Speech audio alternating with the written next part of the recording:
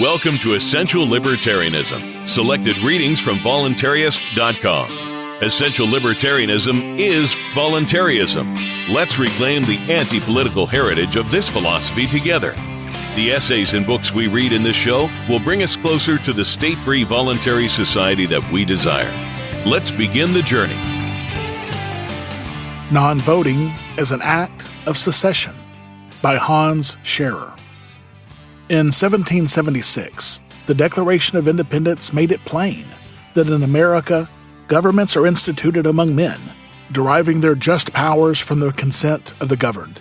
That whenever any form of government becomes destructive, it is the right of the people to alter or abolish it.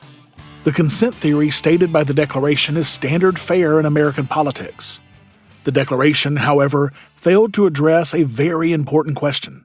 How do individuals express their disapproval of a political regime and or withdraw their consent from a government that they deem destructive?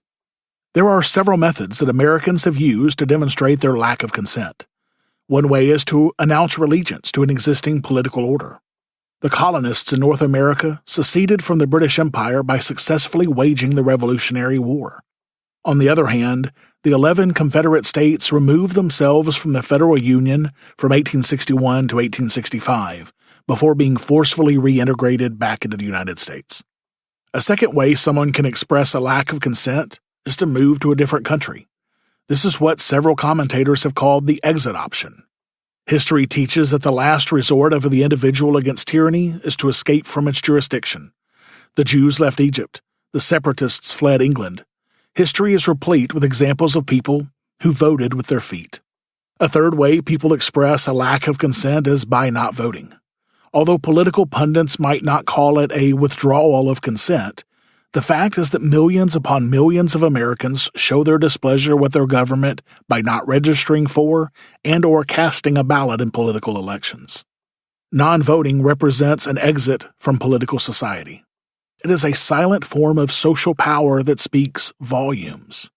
Choosing not to vote may be a form of apathy, but it is simultaneously an expression of what I perceive as best for me. In other words, millions of non-voters are implicitly stating that voting is a meaningless and unimportant activity, so far as it applies to them and their loved ones in their own lives.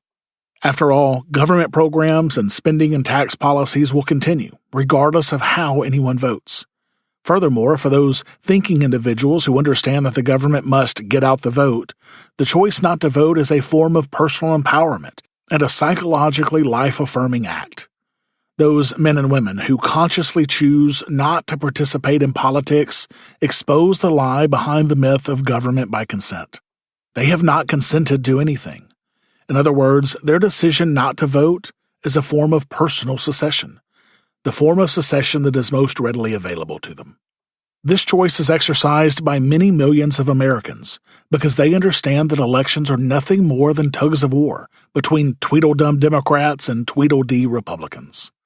Both parties seek the mantle of power to impose their agendas on society. Politicians of every political party want to continue the flow of tax money into the Treasury and to pass laws allowing the government to increasingly invade the social spheres of daily life. As social commentator, one-time political candidate, and author George Vidal once noted, there is really only one political party in this country, and it has two incestuously related branches.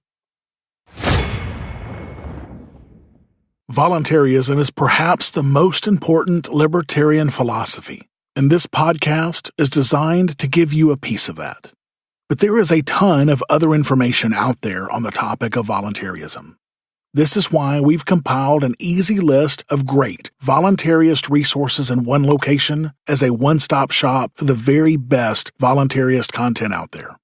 From authors such as Lysander Spooner, Henry David Thoreau, Etienne de la Boétie, Larkin Rose, Carl Watner, Herbert Spencer, and more at essentiallibertarianism.com/books.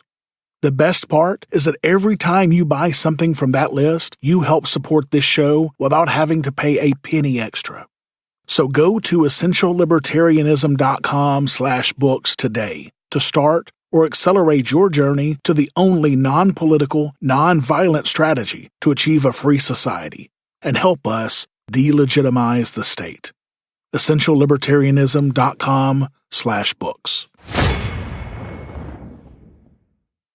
Whether based on intuition or practical understanding, non-voters realize they only have a subservient role in the political structure described by Vidal. Without money, position, or connections, they are disenfranchised from having any meaningful say-so in the government's impact on their lives. Yet, in spite of this handicap, choosing not to vote can have a dramatic and positive effect on society. This is because a government's survival is dependent on having a sufficient number of people granted the appearance of legitimacy to act and elicit obedience. Whether it is an explicit intention or an implicit result, the decision not to vote is a way of decreasing governmental legitimacy. As Vladimir Bukovsky, the Russian dissident, put it, power rests on nothing other than people's consent to submit. And each person who refuses to submit to tyranny reduces it by 1/250 millionth, whereas each who compromises with it only increases it. Finally, there reaches a point at which a government no longer has enough consensus to act under any authority other than the exercise of raw, naked power.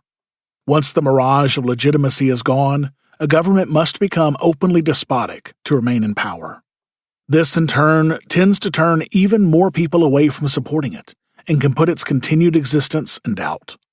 This isn't armchair speculation. History records that variations of this scenario have occurred numerous times. Who would have predicted that the Marco regime would fall from power in the Philippines? Who ever expected that the communist government in Poland would be succeeded by Solidarity? Who ever thought that the Union of Soviet Socialist Republics would splinter apart in what seemed like the blink of an eye? However, it is usually a surprise to the experts when it happens because it occurs quickly and at a time when a state appears from the outside to be at the height of its power.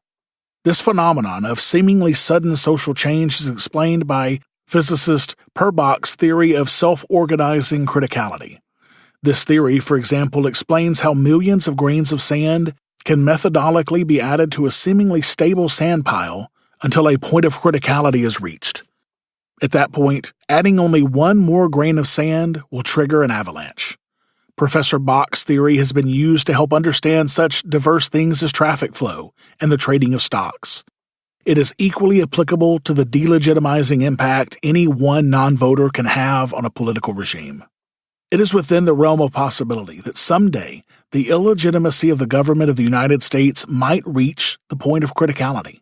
What would happen if impassioned non-voters used the many methods of modern communications to express their ideas and dissatisfaction to others? At first thought, it might seem preposterous to seriously consider that government in the United States could become delegitimized. It isn't. As sociologist Sebastian Sherrer has observed, there has never been a major social transformation in the history of mankind that has not been looked upon as unrealistic, idiotic, or utopian by the large majority of experts even a few years before the unthinkable became reality. For a variety of reasons which the French author Jacques Ellul outlined in his book The Political Illusion, non-voters chose to dispel the myth that the voters control the political process. Instead of debasing themselves and dignifying the elections that have no positive impact on their lives, over 100 million Americans regularly choose to distance themselves from the voting process and the political regime legitimized by it. They do so by selecting the option of not voting. The non-voters are right, and they are winning every election held in America. Footnote: it should be noted that the Confederate States successfully succeeded, and that each state had to reapply for admission to the United States. The states were occupied by federal troops in order to coerce them into complying with these conditions. If the use of coercion to obtain their consent was illegal and immoral, as it would be in obtaining a signature on an ordinary contract, then what does this say about the status of these states today? Thank you for listening to Essential Libertarianism. You can check out the archives of all of our episodes at EssentialLibertarianism.com. And you can subscribe to future episodes on any podcatcher, including Apple Podcasts, Stitcher, Google Play, and more. This has been a Pax Libertas Productions podcast.